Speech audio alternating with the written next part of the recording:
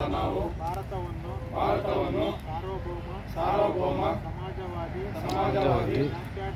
ಜಾತ್ಯತೀತ ಪ್ರಜಾಸತ್ತಾತ್ಮಕ ಗಣರಾಜ್ಯವನ್ನಾಗಿ ರೂಪಿಸುವುದಕ್ಕಾಗಿ ಭಾರತದ ಎಲ್ಲ ಪ್ರಜೆಗಳಿಗೆ ಸಾಮಾಜಿಕ ಆರ್ಥಿಕ ರಾಜಕೀಯ ನ್ಯಾಯವನ್ನು ವಿಚಾರ ಅಭಿವ್ಯಕ್ತಿ ನಂಬಿಕೆ ಧರ್ಮ ಉಪಾಸನೆಯ ಸ್ವಾತಂತ್ರ್ಯವನ್ನು ಸ್ಥಾನಮಾನ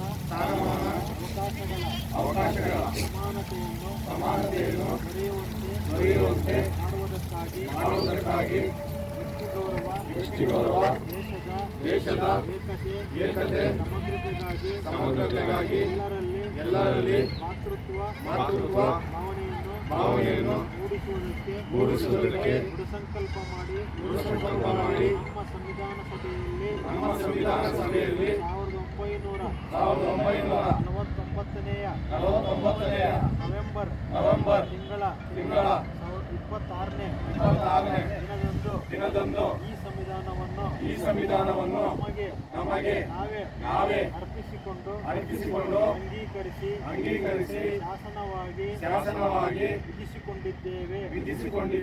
ನಮ್ಮ ಸಂವಿಧಾನ ನಮ್ಮ ಹೆಮ್ಮೆ ಪ್ರಜೆಯೇ ಪ್ರಭು.